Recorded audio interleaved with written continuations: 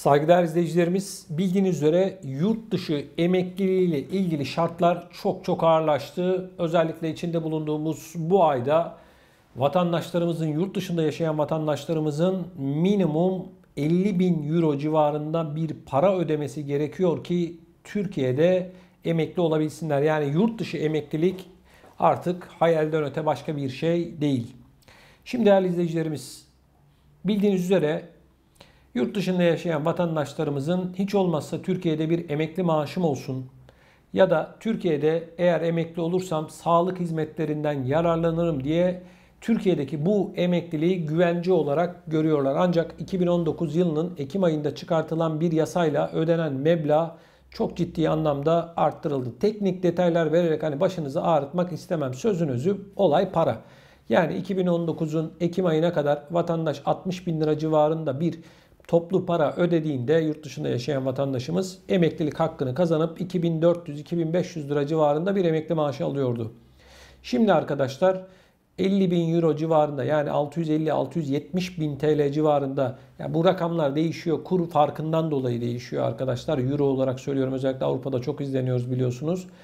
Hal böyle olunca insanlar 50 bin euro civarında para ödüyor. Alacakları para da maksimum 250 euro bile değil arkadaşlar. Yani özünde aslında 170-180 euro civarında bir para yapıyor. Bu civarda bir maaş alıyorsunuz. Şimdi meblağ yüksek olunca özellikle ben sosyal medya üzerinden, YouTube başta olmak üzere, bazı insanların yurt dışında yaşayan vatandaşlarımızı biz seni 20-30 bin euroya emekli ederiz tarzında, emeklilik işlemlerinizi gelin biz ucuza yapalım gibi videolar görüyorum. Bakın arkadaşlar, ben bir konuda sizi uyaracağım. Şimdi bu yurt dışı emekliliği hesabı her yıl asgari ücret oranında belirlenen bir şey. Nasıl hesaplanıyor onu da anlatayım. Asgari ücret örneğin şu anda 4253 TL. Bunu 30'a bölüyorsun, günlük rakamı çıkartıyorsun. Bir günlük borçlanmanın bedeli çıkıyor. Ardından şu anda yurt dışında emekli olan vatandaşlarımız 9000 gün borçlanmak zorunda. Yani bir günlük borçlanıyorsun, çıkartıyorsun, ardından 9000 ile çarpıyorsun. Basitçe hesap bu. Yine kafanızı karıştırmayayım. Bu meblağın dışında biri sizi, ben işte bunun altında örneğin 400 bin TL ödersen ya da 30 bin euro ödersen emekli ederim diyorsa doğruyu konuşmuyordur, yalan söylüyordur. O sizin paranızı yemek isteyecektir. Sizi dolandıracaktır. Çünkü kanun açık, hesap anlattığımın dışında başka bir hesap da yok. Hal böyle olunca değerli izleyicilerimiz, ortaya ödeyeceğiniz para olan yaklaşık 50 bin euro civarında bir para çıkıyor. Bu Türk parasıyla ödeniyor ama yurt dışında daha çok izlendiğimiz için hesabınızı böyle yapın diye söylüyorum. Şimdi bunun ardından da hadi maksimum 200 euro civarında maaş aldınız diyelim. Hadi 250 euro aldınız. Çünkü bu rakam da sürekli olarak değişiyor kur farkından dolayı. Şimdi bakın, hiç kimseye hiçbir şekilde paranızı kaptırmanıza gerek yok. Bu konularla ilgili olarak arkadaşlar, işte Türkiye'de gününüz vardır, onları ekleteceksinizdir. İşte onun haricinde işte Türkiye'de daha önce iş yeriniz vardır, oradan Bağkur'dan eklemeler yapacaksınızdır falan vesaire bunlar. Bunlarla ilgili tüm detayları öğrenmek için Sosyal Güvenlik Kurumu'nu arayıp kafanızda soru işaretleri varsa bunları öğrenebilirsiniz. Bu kadar basit. Hiç kimseye, işini dürüst yapan sosyal güvenlik uzmanlarını kenara koyuyorum. Onlar başımızın tacı ama kendisine sosyal güvenlik uzmanı deyip yurt dışında yaşayan vatandaşlarımızın parasının peşinde koşan çok sayıda insan var. Benden söylemesi, dikkat edin. Bakın, şimdi vatandaş soruyor. Diyor ki ben bu parayı ödersem işte hemen işte bu 250-300 euroyu alabilir miyim? Prosedür şu şekilde arkadaşlar. Siz yaş ve gün olarak, günden kastım şu, belirli sürede yurt dışında olmanız ve belli yaşta olmanız gerekiyor. Bunları eğer tamamladıysanız size yaklaşık 3 ay civarında evrakınızı verdikten sonra arkadaşlar size cevap gelecek. 3 ayın içerisinde zaten siz cevap aldığınızda maaşınız sizin ilk dilekçenizi verdiğiniz tarihten itibaren hesaplanır. Örneğin 10 Ocak tarihinde diyelim dilekçe verdiniz, maaşınız 10 Ocak'tan itibaren çalışıyor. 3 ay vesaire sürüyor, işte incelemeler, bağlı bulunduğunuz yere gidiyor. İşte evraklarınız, nüfusunuz neredeyse vesaire, bu gibi şeyler var.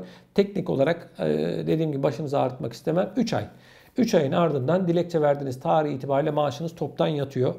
Şimdi vatandaş bu şekilde emekli olabilir ama mevcut şartlar içerisinde yaklaşık 50 bin euro ödeyip ardından da 200-250 euro civarında bir para almak ne derece doğru? Bunun cevabını sizin vermeniz gerekiyor.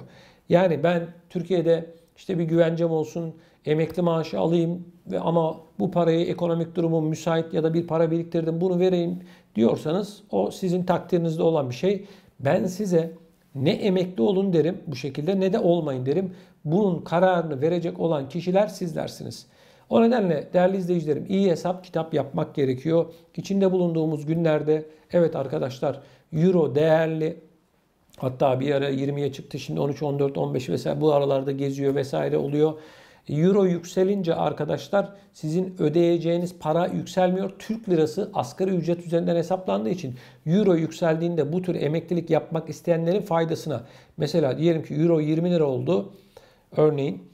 Sizin ödeyeceğiniz para %40, %60 oranında, bu 650 bin lira aslında euro olarak hesapladığın zaman düşüyor. 50 bin euro değil de atıyorum 25-30 bin euro ödüyorsun gibi hesaplamak lazım bunun detaylarını tek tek.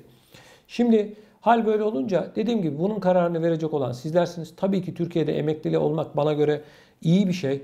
Öyle ya da böyle az da olsa bir paranın geliyor olması iyi bir şey. Hani hiçbir şey olmasa bile vatandaş diyor ki ben izne gittiğim zaman en azından orada izin param birikir diyor. Ya da işte otel param, uçak param, bilmem işte yol param birikir diye bu hesabı yapanlar da var. Ama 50 bin euro öde, karşılığında alacağınız parayı da anlattım. 250, maksimum 250 euro civarında bir para alacaksınız bugünkü rakamla arkadaşlar. Bunun dediğim gibi kararını siz verin. Ama benim bu videoyu yapmamdaki amacım şu arkadaşlar, sizleri uyarmak. Hesap bu, kitap bu. Bunun dışında ne bir hesap var ne de kitap var. Kanunda açık. Bu konuyla ilgili olarak da bizim devletimizin Sosyal Güvenlik Kurumu'nun istediğiniz zaman telefon açıp öğrenebilirsiniz detayları. O nedenle arkadaşlar hani ben bilmiyorum işte vesaire gibi şeye kapılıp birilerine paranızı falan kaptırmayın. Sonra üzülürsünüz. Çünkü özellikle bu euro yükseldikçe Türkiye'de gurbetçi avına çıkan çok sayıda hokkabaz var. Bu konuda çok çok dikkatli olmanızı tavsiye ediyorum. Yani anlattığımın dışında başka bir bilgi, anlattığımın dışında başka bir yol, yöntem yok. Onun için rahat olun. Sizden benim bir tek ricam var. Lütfen bu konuyu insanların öğrenebilmesi için çevrenizde bulunan insanlarla bu videoyu paylaşmanızı hasreten rica ediyorum. Bunun yanı sıra daha fazla insanın bu konudan haberdar olması için mutlaka videolarımızı beğenmenizi, like atmanızı ve kanalımıza da eğer abone olmadıysanız mutlaka abone olmanızı sizlerden rica ediyorum.